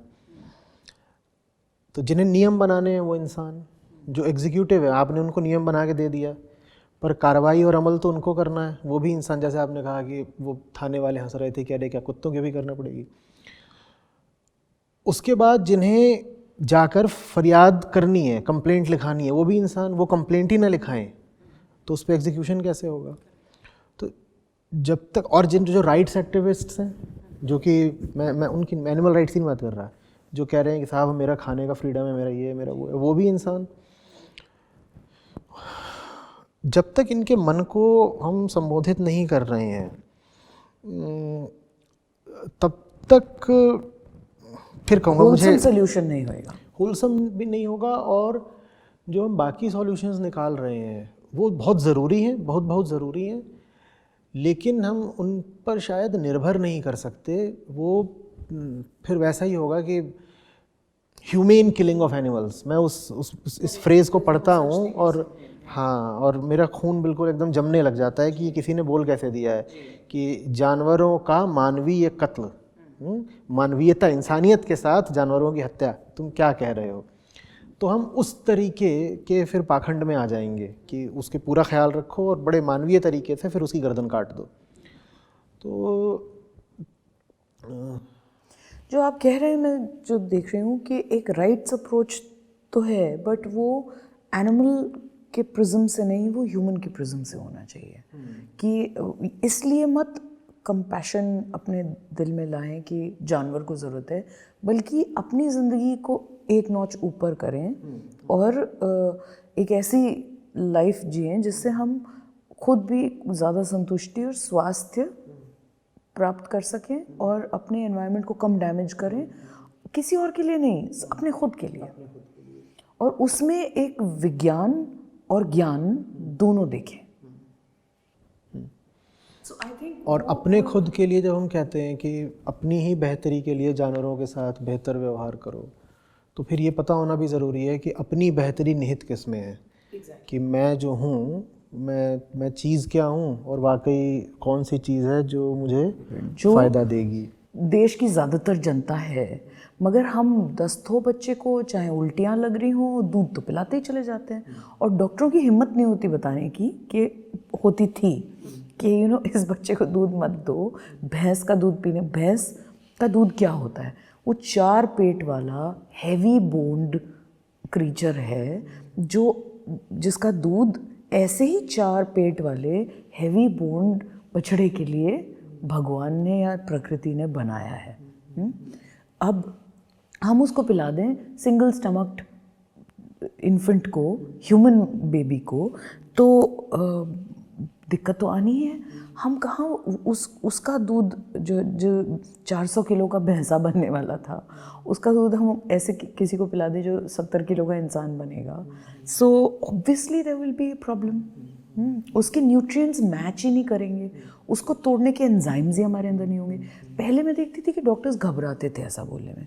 अब मेरी ही सर्कल में बहुत सारे डॉक्टर्स हैं जो खुद कहते हैं, उन्होंने कोरोना के समय पर भी बताया है कि यहाँ तक कि कैंसर इंस्टीट्यूट्स के डॉक्टर्स हैं हमारे परिचित, जिन्होंने स्पेसिफिकली कहा है कि बीफ तो मतलब is almost like tobacco, just do not have it, it's a proven carcinogenic thing. और जहाँ तक दूध है, चाहे वो डायबिटीज़ को बढ़ाने के लिए हो, देयर सो मेनी रिसर्चेस, तो बेसिकली हम अपने शरीर में ये टॉक्सिन्स डाल रहे हैं सिर्फ अपने ज़बान के स्वाद के लिए। और शायद ये क्योंकि हमारी साइकी में सेटल हो चुका है कि ये खाना अच्छा खाना होता है। अरे फल खाएं, सब्जी खाएं, है ना। सो बट ये साइकी में शायद एक मानसिकता हमारे अंदर विदेशों से आ गई है। इसीलिए वो जो पीरियड है पिछले 20-30 साल का, वो बहुत महत्वपूर्ण जो इंटरनेट एक्सप्लोजन हुआ है और हमें दूसरों से, दैट्स वेयर आई स्टार्टेड, क्योंकि ये सब हमने दूसरों से ज़्यादा सीखना शुरू कर दिया। हमने नकलची बन गए हैं और हम अपने उसको छोड़कर जो हमारा एक बिल्कुल ही प्राकृतिक सब बढ़िया लाइफस्टाइल जिसमें हमारे हम देखते हैं, for instance I give you another example, पहले महिलाएं बड़ी आसानी से बच्चे पैदा किया करती थी, ज़्यादातर सर्जरी के बगैर नॉर्मल डिलीवरीज हुआ करती थी। अब हम देखते हैं हर महिला को सिजेरियन की आवश्यकता हो रही है। वो क्यों हो रही है? क्योंकि जब हम डेयरीज़ में किसी भैंस का बच्चा पैदा होता है, उसको हम फेंक देते हैं उठाकर बच्चे को, तो अगर वो मेल हुआ तो वो तो सीधे काफ लेदर, वो तो बहुत बढ़िया बढ़िया वॉलेट्स और बैंड्स वगैरह बनने में चले जाता है। तो भैंस के अंदर ये क्षमता होती है कि वो अपने दूध को रोक ले और वो दूध वाले को ना दोहने दे। अब उस समय कोई भैंस से क्या डील करे, है ना, कि उसको पुचकार दे या कुछ करके उसका दूध निकाले, उतनी ज़रूरत टाइम नहीं होता किसी के पास, सब बहुत बिजी हैं आजकल। तो वो एक ऑक्सीटोसिन का इंजेक्शन लेते हैं, पूरे ऑक्सीटोसिन बिल्कुल नकली ऐसे ही मिलता है, फार्मेसी से नहीं मिलता, अवैध उसका पूरा सर्कुलेशन का चेन ही अलग है। उसको वो ठोक देते हैं और उससे भैंस को प्रसव पीड़ा होती है दिन में 2 बार, सुबह और शाम। हम किसी जीव को प्रसव पीड़ा दिन में 2 बार देते हैं, उसका यूट्रस कॉन्ट्रैक्ट करने लगता है ऑक्सीटोसिन एंजाइम हार्मोन की वजह से, और वो अपना दूध रोक नहीं पाती, उस समय वो दूध छोड़ देती है। बस इतनी सी सहूलियत के लिए हम उसको इतनी पीड़ा दे देते हैं। और वही ऑक्सीटोसिन, अब ये रिसर्चेस इंडिया में की ही नहीं गई हैं, है ना, पाकिस्तान तक में की गई हैं लेकिन इंडिया में नहीं की गई हैं, कि उसका क्या इल इफ़ेक्ट है जो महिलाओं पे आ रहा है। लेकिन डेटा सजेस्ट्स, रिसर्च कोई करे ना करे, कि पहले जब महिलाएं आसानी से बच्चे पैदा कर देती थी और अब जो हर एक को सिजेरियन की आवश्यकता होती है, क्या बर्थिंग कॉम्प्लिकेशंस होते हैं, वो क्यों होते हैं? I see only this as a connecting factor, the increased use of illegal oxytocin, जो हर भैंस की डेयरी में इस पूरे देश में इस्तेमाल होता ही होता है, 100%। मैं फिर भी एक फ्यूचर ज़रूर देखती हूँ जो ब्राइट होगा। मेरी शायद ये सोचे बगैर हमारे अंदर काम अगले दिन उठ के खड़े होके वापस काम पे लगने की शक्ति ही नहीं आएगी। फ्यूचर ब्राइट हो ये चाहते हम सब हैं, लेकिन जैसा वर्तमान है उसमें क्या चीज़ है जो बिल्कुल गलत हो रही है, उस पर उंगली रखे बिना तो जो भविष्य है वो बस अतीत का पुनर्चक्रण होगा ना, जैसा अतीत था भविष्य वैसा बनता जाएगा। तो एक जो जिस 2 एंगल से सोचने की क्षमता मेरी थी वो मैं कर रही हूँ। मुझे लगता है कि इसमें जो एक बेसिक ग्रेन मिसिंग है वो मुझे लगता है कि आप अच्छे एक्सप्लेन कर पाएंगे। या देखिए, मैं बार बार वहीं पर जाकर अटक जाता हूँ कि 90 के दशक के बाद से ख़ास तौर से भारत में क्या हुआ है। चल तो पहले से भी रहा था, पर पिछले 30 सालों में विशेषकर क्या हुआ है। अभी हम जब बात कर रहे थे कि कहाँ कहाँ पशुओं पे हिंसा होती है, तो एक जगह की हमने बात नहीं करी, धर्म के नाम पर जो हिंसा होती है। तो मैं उस पर धर्म पर आता हूँ। ऐसा नहीं कि धर्म की हालत पहले बहुत अच्छी थी और अभी ही ख़राब हुई है, लेकिन पिछले 30 सालों में ट्रू रिलीजियसनेस का, सच्ची धार्मिकता का बड़ा नाश हुआ है। और कूड़ा कचड़ा धर्म में पहले भी बहुत था, ज़बरदस्त था। वो कूड़ा कचड़ा बचा रह गया है, और वो कूड़ा कचरा बचा ही नहीं रह गया, वो और बढ़ गया है। अंधविश्वास, पाखंड, ये वो सब तो अपनी जगह कायम है। जो सच्ची धार्मिकता होती है, जिसको आध्यात्मिकता बोलते हैं, जिसमें इंसान थोड़ा बैठ करके शांतिपूर्वक विचार करता है, मैं कौन हूँ, मैं क्या कर रहा हूँ, मुझे क्या सिर्फ लालच पर ही चलना है, डर डर के जीना है, दूसरे को सता सता के जीना है, ये धार्मिकता का कोर होता है, एकदम केंद्र। वो चीज़ हो गई है और ज़्यादा ख़त्म, क्योंकि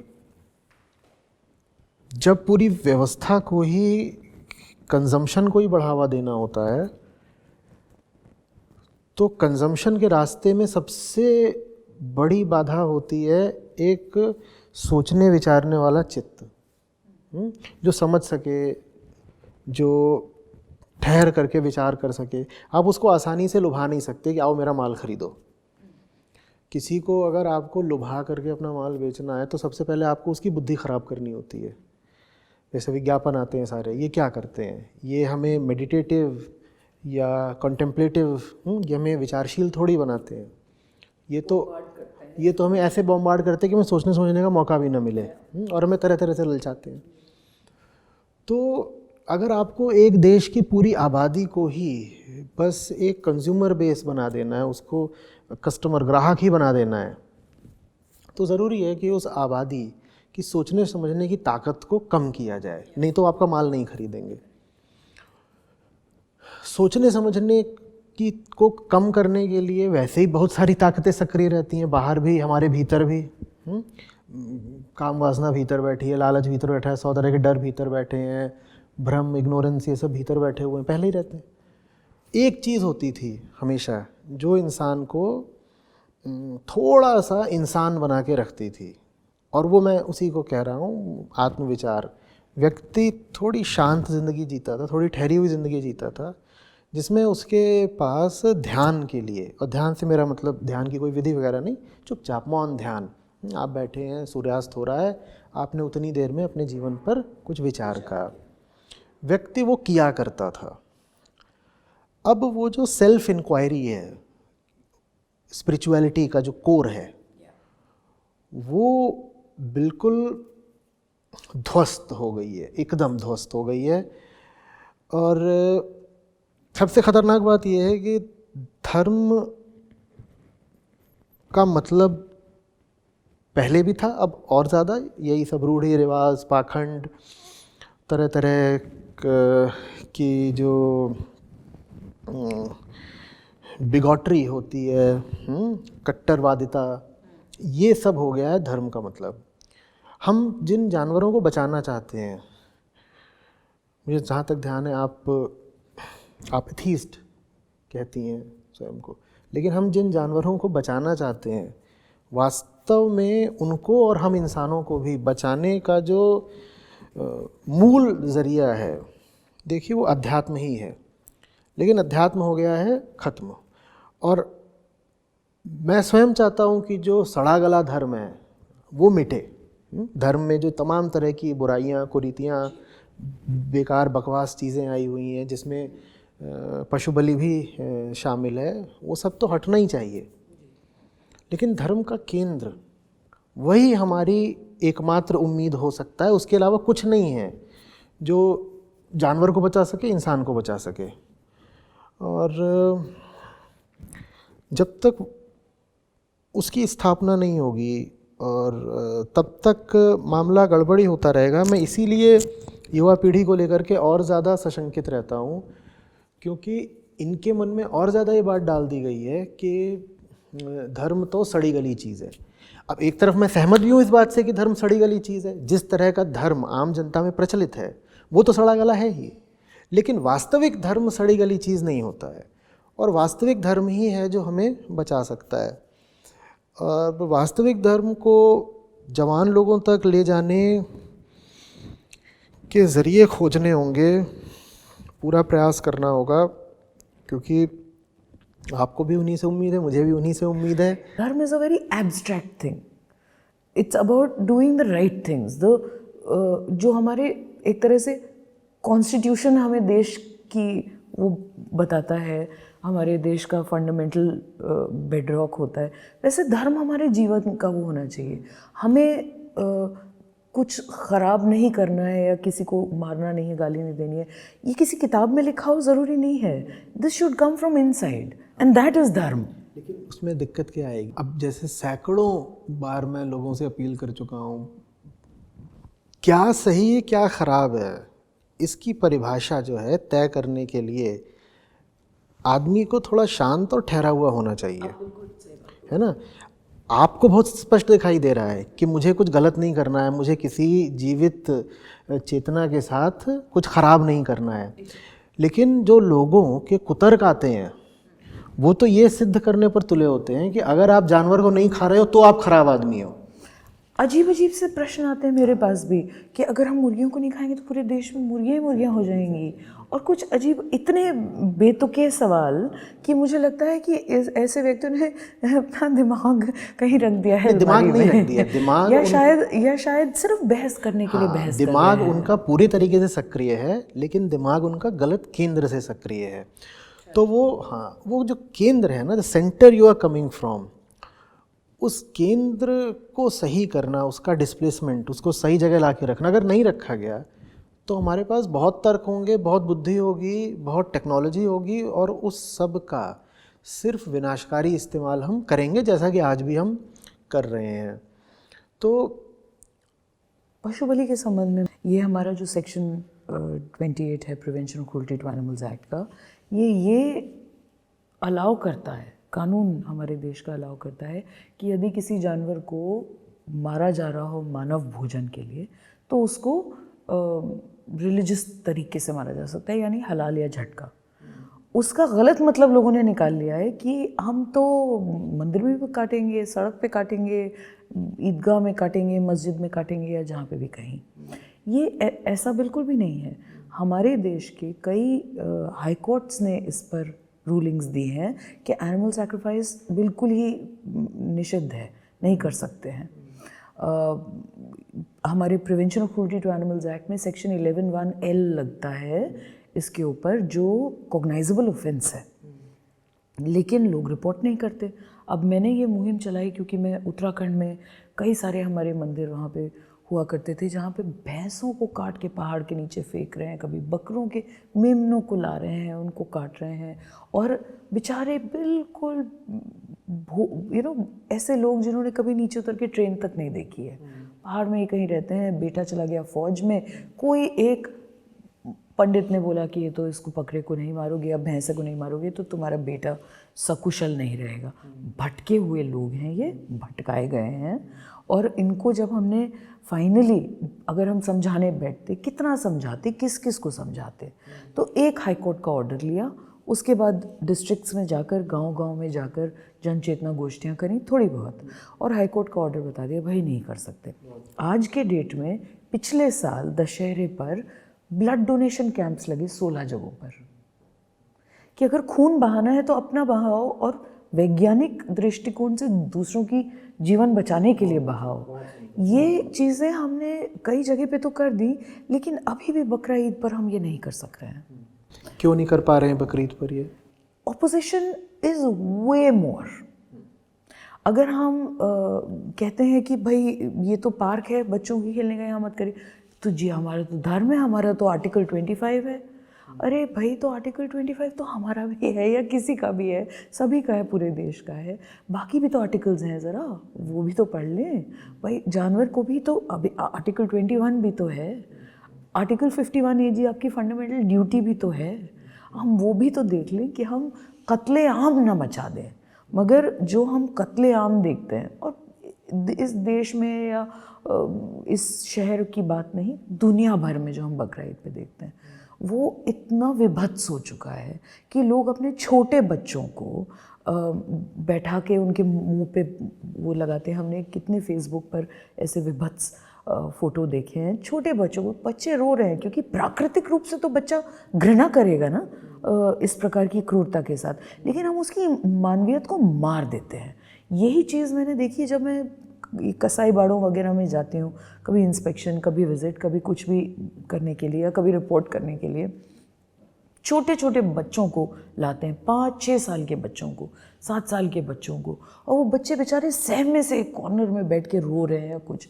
और मैं पूछूं अगर कितने ही, और एक नहीं कई राज्यों में मुझे सेम जवाब मिला है कसाईयों से, मैडम अभी नहीं आएगा तो बड़ा होके ये काम करेगा नहीं। तो ये बेसिकली डीह्यूमनाइज कर देते हैं बच्चों को। अब हम एक जगह है, एक और एग्जांपल देती हूँ आपको, इनामुल्ला बिल्डिंग नाम की, देहरादून में है। सेक्रेटेरिएट जो हमारा सचिवालय है और जो हमारा जिलाधिकारी कार्यालय है, उसके 1 किलोमीटर की रेडियस में वहाँ पर कोई नहीं कभी गया था, बिल्कुल किलेबंदी थी। मैंने जाना शुरू किया, पुलिस ने साथ दिया नहीं दिया, मैंने खुद बॉडीगार्ड के साथ जाना शुरू किया और वहाँ के वीडियोस निकाल के बाहर दिखाए। वहाँ बच्चे भैंस के सर के साथ फुटबॉल खेलते हैं। तो ये बड़े होकर क्या बनेंगे? ये बड़े होकर टैक्स पेइंग सिटीजन्स तो बनेंगे नहीं। ये तो वही करेंगे, इनको ना चाकू से डर लगता है, ना खून से डर लगता है। इनको मज़ा आता है किसी का लुढ़कता हुआ सर, उसकी पलटी हुई आंखें देखने में। तो ये बड़े हो के आतंकवाद करेंगे शायद, ऐसा मुझे लगता है। उतना ना किया तो कम से कम अपनी बीवी बच्चों के, अपने नेबर्स के, अपने घर के आगे कोई गरीब आदमी जा रहा होगा, उसके प्रति क्रूरता तो करने से पहले सोचेंगे भी नहीं। इसमें तो कोई शक ही नहीं है कि इंसान तो एक ही है ना। अगर वो एक जीवित चीज़ के साथ इतना हिंसक हो सकता है तो वो बाकी जीवित प्राणियों को क्यों छोड़ देगा? बच्चों के ऊपर भी करते हैं। बिल्कुल करते हैं। इन बच्चों को ये सब हम करेंगे और जब सेंटर क्रूरता का होगा तो हम उसको जायज़ ठहराने के लिए, डिफेंड करने के लिए तर्क ले आ लेंगे। तर्क ये होगा कि आप जीवित प्राणियों की बात करते हैं तो जीवित तो पेड़ पौधे भी होते हैं ना, आप उनको भी क्यों खाते हो? अब इनको कौन समझाए? हालांकि बहुत बार समझा चुका हूँ, बहुत। मतलब एक भैंस और एक बैंगन में जिसको अंतर नहीं दिखता, उसको कोई क्या समझा सकता है? ये तो एक वो है। और ये अंतर कोई सब्जेक्टिव चीज़ नहीं है कि देख लो तुम्हें दिख जाएगा। आप अगर वैज्ञानिक तौर पर भी देखेंगे तो एक जानवर में और एक पेड़ या पौधे में बहुत अंतर है। न्यूरोलॉजिकल, बायोलॉजिकल दृष्टि से भी बहुत अंतर है। दोनों को खाना या दोनों को काटना किसी भी दृष्टि से एक समान नहीं है। और अगली बात, अगर हम ये कह रहे हैं कि जो भी जीव चैतन्य हैं उनको सबको एक ही तल पर रखा जाना चाहिए, तो अगर कोई पौधा खाता है और अगर कोई भैंसा खाता है, ये दोनों एक ही बातें हैं, तो फिर भैंसा खाना और इंसान खाना भी एक ही बात होनी चाहिए। जिस तर्क के आधार पे बैंगन और भैंसा एक ही चीज़ है, उसी तर्क के आधार पर भैंसा और इंसान भी एक ही चीज़ है। तो इंसान का मांस क्यों नहीं खाते हम इंसान? साउथ ईस्ट एशिया में वो भी खाते हैं। अब वो खाना पड़ेगा, वो खाना क्या खा खा कर कीड़े मकोड़े, ये वो हर चलती हुई जीव। यहाँ पे आप जाएं तो बैंकॉक वगैरह में चिड़िया नहीं है, वहाँ के जंगल एकदम शांत हैं क्योंकि एक भी चिड़िया नहीं है, सबको खा गए।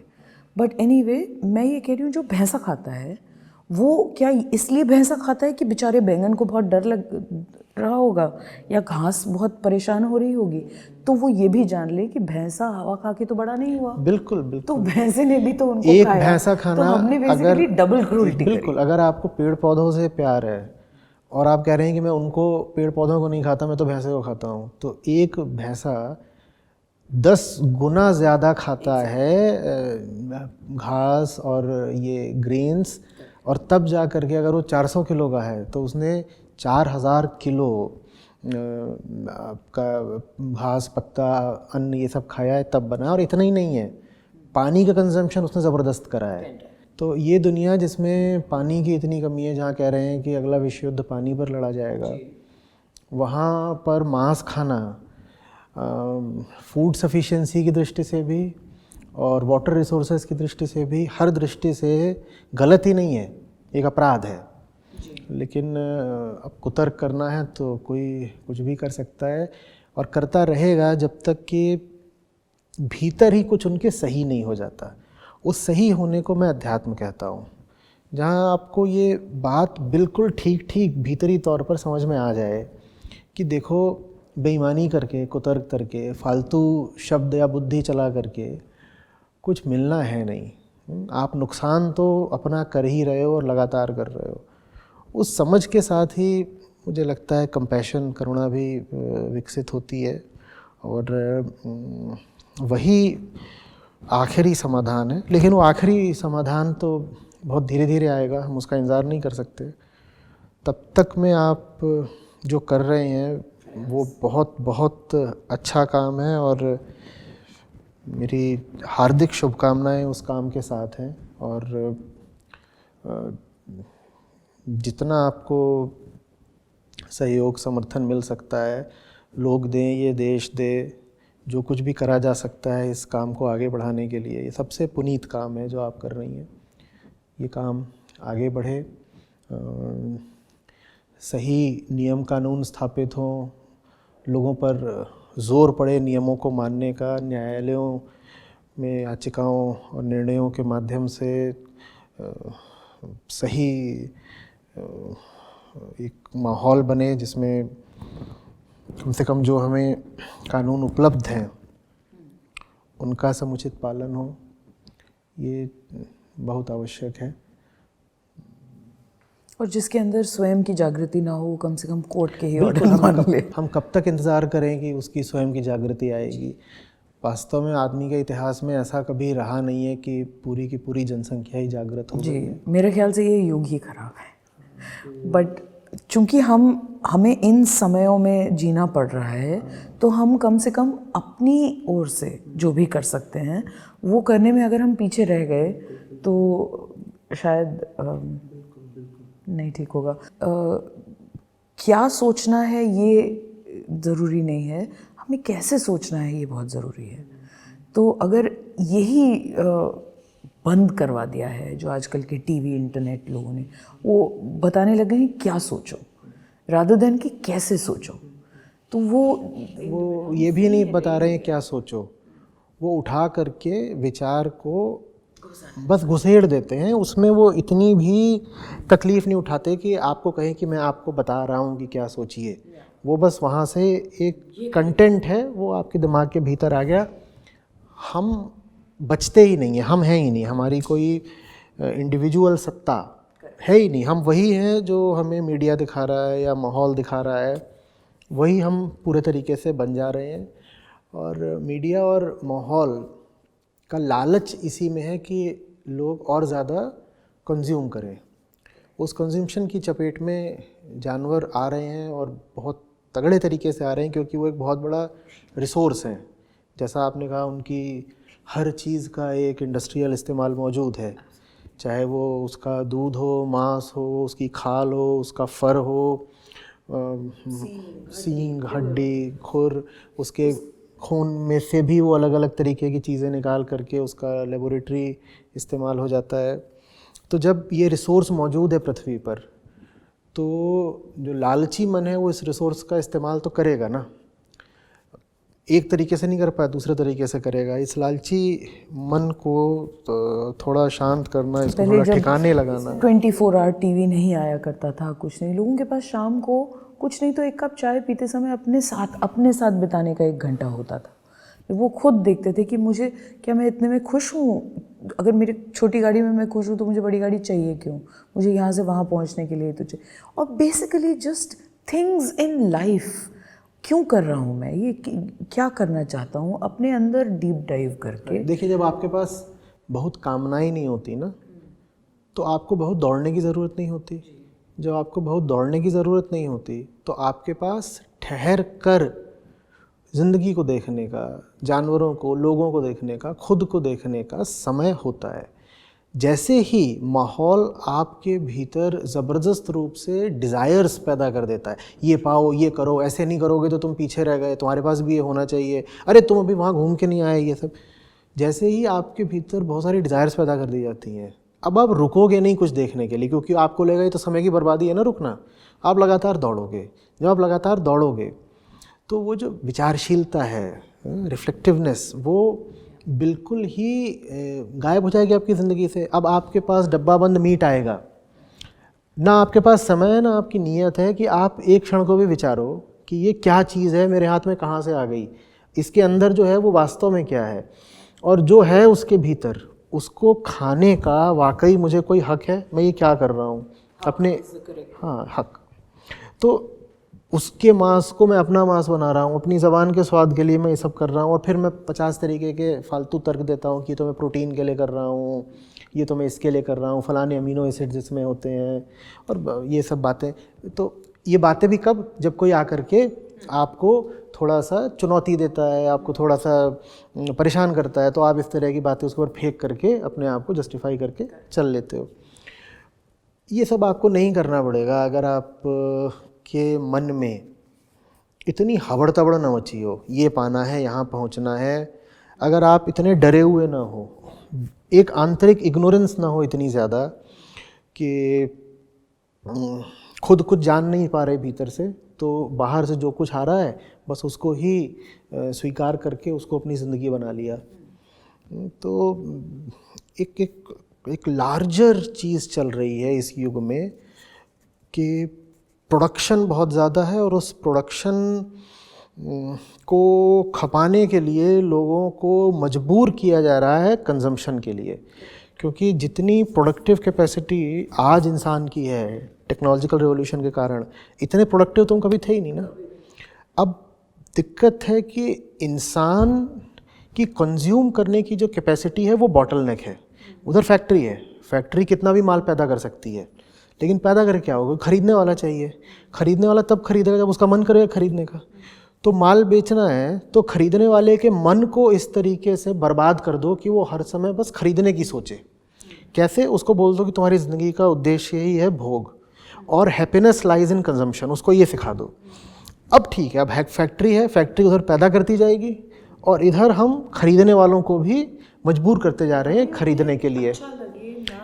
उनको बोला गया है यही अच्छाई है, यही धर्म है। इसीलिए मैं बार बार कह रहा हूँ कि हमें वास्तविक धर्म चाहिए।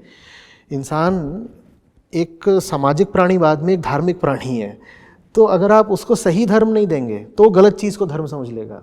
आज सबने ये समझ लिया है कि कंजम्पशन इज़ धर्म, भले ही वो इस बात को इन शब्दों में ना बोलते हो, लेकिन भीतर भाव यही है कि भोगना ही धर्म है। Happiness is religion, happiness is religion, money is God, यही चल रहा है। इस चीज़ को चुनौती देनी होगी। वो काम कर रहे हैं, लेकिन वो काम पता नहीं कितने समय में रंग लाएगा। तब तक ज़रूरी है कि और जितने तरीक़ों से संभव हो एक तात्कालिक राहत तो हमारे बेज़ुबान साथियों को मिलनी ही चाहिए। आपकी जो बात बोली थी ना कि कॉलेज कैंपसेस में आप आ रहे हैं, शेल्टर्स बन रहे हैं और ये सब, मैं वाकई उस बात से सहमत हूँ। हम वैसा होता बिल्कुल देखते हैं। हमारे प्रयासों से मतलब शायद दसों हज़ार लोग होंगे जो मांस खाना छोड़ चुके हैं, और उनमें से 95% जवान लोग ही हैं। तो मैं उस बात से सहमत भी हूँ, मैं उसको जानता भी हूँ, उसका अनुभव भी है। लेकिन मैं ये भी जानता हूँ कि जितना ज़्यादा मांस वगैरह का इस्तेमाल ये पीढ़ी कर रही है, उतना पिछली पीढ़ी ने नहीं किया था। तो एक और तो इन्हीं लोगों से उम्मीद है, दूसरे यही लोग सबसे बड़ी बाधा भी हैं। तो वो दोनों ही चीज़ें रखनी पड़ती हैं। लेकिन ये बात बिल्कुल सही है कि जो जवान आदमी समझने के कारण, out of understanding, flash consumption और एनिमल क्रूएल्टी को त्यागता है, उसका संकल्प ज़्यादा पक्का होता है बजाय उसके जिसने कि धार्मिक होने के कारण कहा था कि मैं शाकाहारी हूँ। जो लोग धार्मिक होने के कारण शाकाहारी थे, वैसे घरों के बच्चे तो जब बाहर निकलते हैं, हॉस्टल वगैरह में जाते हैं, तो फटाफट वो बियर और मुर्गा चालू कर देते हैं। लेकिन बाद में जब वो छोड़ते हैं, जैसे आपने स्वयं कहा, जैसे मैंने खुद छोड़ा, जैसे आपने छोड़ा, जब वो खुद छोड़ते हैं तब उनके पास एक सॉलिड बेस होता है, सही कारण होता है, और वो फिर दूर तक चलता है। तो ऐसे नए लोगों की, नए खून की ऐसी पूरी की पूरी सेनाएं तैयार करनी होंगी जो बीड़ा उठाएं खुद को बचाने का और इंसानियत को, जानवरों को बचाने का। आप की संस्था में भी अधिकांश जो लोग हैं वो वीगन लाइफस्टाइल फॉलो करते हैं। करते हैं और ज़्यादातर लोग वीगन लाइफस्टाइल फॉलो करते हैं। 35 साल से कम की ही उम्र के होंगे ज़्यादातर। हर उम्र के हैं, कुछ बिल्कुल यंग बच्चे भी हैं, स्कूल कॉलेज में पढ़ते हैं, इंटर्न्स की तरह आते हैं संस्था में, वॉलंटियर करते हैं, उनके लिए भी अपॉर्चुनिटी। कई तरह के काम होते हैं एनिमल वेलफेयर में। जैसा कि हमने कहा कि स्कूल कॉलेज में भी कैंपस होते हैं, बड़े बड़े गेटेड कॉलोनीज़ होती हैं, कुत्ते तो वहाँ भी रहते हैं, चिड़िया तो वहाँ भी आती है, बंदर तो वहाँ भी आता है। कुछ नहीं तो अपने एरिया के ही जानवरों का IITs में या किसी भी और कॉलेज में अगर हम एक छोटा सा क्लब सा बना लें जहाँ पे हम इस प्रकार की बहुत सारी डॉक्यूमेंट्रीज़ हैं अब तो अवेलेबल। ठीक है, आप बूचड़खाने नहीं जा सकते, आप देखिए अर्थलिंग्स, आप देखिए ग्लास वॉल्स, इस तरह की डॉक्यूमेंट्रीज़ हैं जिसको देखना पेनफुल तो होगा लेकिन ज़िंदगी भर के लिए आंखें तो खुल जाएंगी। तो उनको हम शोकेस करें इन क्लब्स में, इस तरह की एक्टिविटीज़ करें। कि हमने जब शुरू किया था there was hardly any, but चलते गए और कारवां बनता गया टाइप। सो अब कोई व्यक्ति किसी भी सिचुएशन में है, वो और कुछ नहीं तो अपने आसपास के जानवरों का तो भला कर सकता है, और कैसे वो अपनी डाइट और अपने कंजम्पशन के थ्रू नॉन इन्वेसिव हो सकता है, और कैसे अगर वो कुछ लोगों को जोड़ने की क्षमता रखता हो तो, या हम अगर उसको किसी और लोगों से जोड़ पाएँ तो वो एक समूह बना सकता है। एक छोटा सा समूह जब तक नहीं बनेगा तब तक हम लॉ इन्फोर्समेंट एजेंसीज भी ऐसे ही नीरस रहेंगी, उदासीन रहेंगी। उसके लिए अगर DM के पास कोई एक ही व्यक्ति जाके बार बार कंप्लेंट करता रहे ज़िले के बारे में तो वो कहेगा कि ये व्यक्ति के साथ कुछ प्रॉब्लम होगी। लेकिन अगर कोई ग्रुप्स जाएं तो then it is a larger impact. अब हमारे पॉलिटिशियंस भी तब सुनते हैं जब कोई बड़े नंबर जा रहे हों उनके पास। अगर कोई नेटवर्किंग करके इतना बड़ा समूह बना सके कि हम पॉलिटिकल ओपिनियंस को, अब आज की डेट में 5 स्टेट्स में इलेक्शंस हो रहे हैं, किसी ने अपने मैंडेट में ना एनवायरनमेंट, ना फॉरेस्ट, ना वाइल्ड लाइफ, ना एनिमल्स के बारे में। सो अच्छा होता है कि अगर हम एक संस्था से, कोई भी संस्था से जुड़ें, अपने शहर की संस्थाओं को जानें कि कौन है जो शेल्टर चला रहे हैं, कौन है जो आउटरीच कर रहे हैं, कौन है जो वीगन मूवमेंट। हर शहर में कोई ना कोई तो डेफिनेटली होता है, और नहीं तो कोई कुत्तों का फीडर होता है, सड़क के कुत्तों को खाना खिलाने वाले लोग। सोशल मीडिया पे मान लीजिए मिल गया कोई वीगनिज्म पर वीडियो और उस पर आपने एक बड़ा भावुक सा कमेंट लिख भी दिया तो भी उससे बहुत बात नहीं बनेगी। अब समय आ गया है, मैं फिर कह रहा हूँ, ठोस कार्रवाई करने का। ठीक है, तो आपके शहर में आपको जो संस्थाएं उपलब्ध हों जो सही काम करती हों, उनको जोड़ने का माध्यम बने, उनको जोड़ने का माध्यम बने। और बताइए, और कुछ ऐसा तो नहीं जो हम भूल रहे हैं? What can you do as an individual, as an organization, in a college, है ना? Make that thing so that what can you do? ठीक है, और उसके अलावा कोई चीज़ मिस हुई? नहीं, I think we talked a lot. Do you think it was all right? Oh, it was wonderful. मैं बस अब इसका इम्पैक्ट देखना चाहता हूँ। I really want to see concrete action on ground. Thank you so much. आचार्य जी, आपको भी हमारे ऑफिस आए, छोटा सा ऑफिस है, बट कोई मुझे बोलता है कि ये आपको ना वास्तु के हिसाब से यहाँ करनी है, तो फिर ये काम चलता है, बाकी तो मुझे ज़्यादा कुछ पता नहीं है। ये सब देखिए, ये भी ना चीज़ें आगे करेंगे बात इसकी, ये सब भी चीज़ें इससे रिलेटेड है। वो जो फंडामेंटल इग्नोरेंस है ना भीतर की, जिससे वास्तु निकलता और बहुत सारे सुपरस्टिशंस निकलते हैं। जैसे आपको ना कि एक आदमी जो जानवरों को मारता है वो बच्चे को भी मारता होगा, ठीक उसी तरीके से एक आदमी जो सुपरस्टिशियस है उसकी ज़्यादा संभावना है animal cruelty. Yeah. So fundamentally, it's the ignorance within that takes all these forms.